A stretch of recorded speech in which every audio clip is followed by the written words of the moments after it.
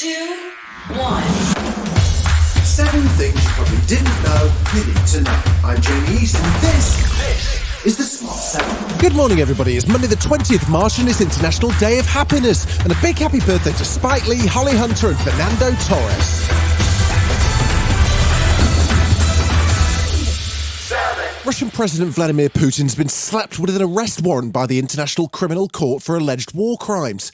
The intergovernmental group based at The Hague accused him of being responsible for the abduction of children from Ukraine. The ICC President Judge Piotr Hofmansky made the announcement. The International Criminal Court has issued 2 warrants of arrest in the Ukraine situation for Vladimir Putin, President of the Russian Federation, and for Maria Lvova-Belova, Commissioner of the Russian President for Children's Rights, for the alleged war crimes of deportation of children from Ukrainian occupied territories into the Russian Federation. And while ICC warrants don't carry weight in Russia, there are implications if he tries to leave the country, as Wayne Jordash, who's the advisor to the Prosecutor General of Ukraine, explains. From now, every country has an obligation to prosecute or extradite Putin if he lands in their territory. His movements are now restricted for the rest of his life. There is no escaping this arrest warrant. But this didn't stop Putin, who secretly travelled to Mariupol this weekend, his first visit to occupied territory since the invasion began. In bizarre footage released by Russian state media, a defiant Putin shown driving through Mariupol, whilst the Deputy PM Marat Kusnulin explains how things have improved. Now we are going to pass on the left side, a very good traffic light and a square close by which have been made there. Home Secretary Suella Braverman made her first visit to Rwanda to promote her controversial refugee policy, which she hopes will be ready by summer. The joint agreement seen the UK pay Rwanda £140 million to take migrants removed from the UK. During the visit, Suella toured some of the potential migrant housing on an estate in Kigali, and it sounds like she might be eyeing up one for herself. These houses are really beautiful, and I think they're high quality, they're welcoming, and I quite like your interior designer.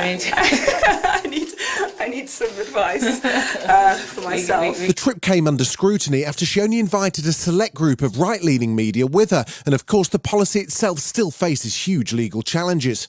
But Chancellor of the Duchy of Lancaster, Oliver Dowden's reluctantly backing Suella's plan. I don't relish any of this, and I really wish we didn't have to do it. And the government isn't running to do this. The government is doing this because this is a major problem. You're not being forced to do it, though, are you? We You're are not being forced to do it. Sophie, we are being forced to do it. Meanwhile, Labour's Lisa Nandy thinks the money going to Rwanda would be better spent elsewhere. Take the money that is being spent on this unethical, unworkable scheme and put it into the National Crime Agency to create a cross-border cell in order to disrupt the criminal gangs who are profiting from people's misery. It's widely expected that Manhattan District Attorney Alvin Bragg may seek to indict former President Donald Trump this week. He faces charges over hush money paid to porn star Stormy Daniels before the 2016 election. But with no confirmed date, a sweaty Donald Trump began posting on his Truth Social site over the weekend, claiming he'll be arrested on Tuesday and calling for protests and for his followers to take our nation back. Attorney Andrew Wiseman says he's playing with fire. It's notable to me that he did not say you should protest peacefully. It was sort of conspicuous that he left that word out. Former VP Mike Pence says that Donald's the real victim and any indictment and arrest of the former president would be politically motivated. At a time when there's a crime wave in New York City, the fact that the Manhattan DA thinks that indicting President Trump is his top priority, I think, just tells you everything you need to know about the radical left in this country. Georgia Harrison's been speaking out about revenge porn after her ex-partner Stephen Bear was jailed earlier this month for posting intimate videos online without her consent. The former Love Island star revealed she's been living in fear after multiple men told her they'd seen the private sex video. Speaking to Laura Kunsberg, she said cases like hers used to be seen as a joke, but that she believes society is finally changing. The public have really taken it seriously, and they've made it very obvious that what happened to me was very shameful on his part. And I think the younger generation are going to look at this and think, I don't want to end up like Stephen Bear, I don't want to be publicly shamed, I don't want to go to prison, and if I do act in this way, it is morally wrong. Still to come on the Smart 7, Antonio Conte gets some things off his chest, and Louis Tomlinson's got a new documentary. Right after this. Welcome back. This weekend saw Premier League and FA Cup quarter-final action. Man City, Brighton, Sheffield United and Man United all made it safely through to the semis, despite drama for Erik ten Hag's men in a game that saw opponents Fulham get red cards for 2 players and their manager. Marco Silva wasn't the only manager having a tantrum this weekend. Spurs' Antonio Conte gave an extraordinary press conference after his team conceded 2 late goals at Southampton to finish with a draw and put their 4th place hopes in jeopardy. He ranted for 10 minutes about the club, the owner and the attitude of his players. What we are seeing in the last months, I don't like. I see a lot of selfish player and I don't see a team. John Wick fans were rocked this weekend by the news that Lance Reddick, who played Charon in the franchise, had died suddenly at the age of 60.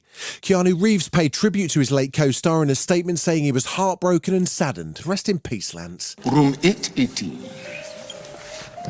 And as always, it is a pleasure having you with us again, Mr. Wick. But with John Wick Chapter 4 coming out this week, Keanu's had to keep to his press tour commitments. He popped up with Jimmy Fallon to talk about that viral photo of him crashing a wedding. I was outside and there was another part of the hotel and they were having a wedding and then the groom came by and he was like, hi. And I was like, hi. And then he was like, do you want to take a picture with everybody? And I said, yeah, sure, let's do it and meet some folks. We took some photographs and that's one of the photographs. They made their One of these things does not belong and it was me. One Direction are back. Well, 2 of them at least. Louis Tomlinson was on the red carpet at the London premiere for his new film All of Those Voices, and he was joined by former 1D bandmate Liam Payne. Louis' new documentary takes fans behind the scenes of his 2022 world tour, and it hits cinemas this Wednesday. When I watch this film, it definitely makes me feel really proud because, you know, at times I have been swimming against the tide or life has been a little bit difficult and more challenging. And yeah, as a whole, that gives me a lot of hope for the future, definitely. This has been The Smart 7. Wherever you're listening, do us a favour and hit the follow button. We'll be back tomorrow at 7 a.m. Have a great day. Written, produced and published by Daft Dog.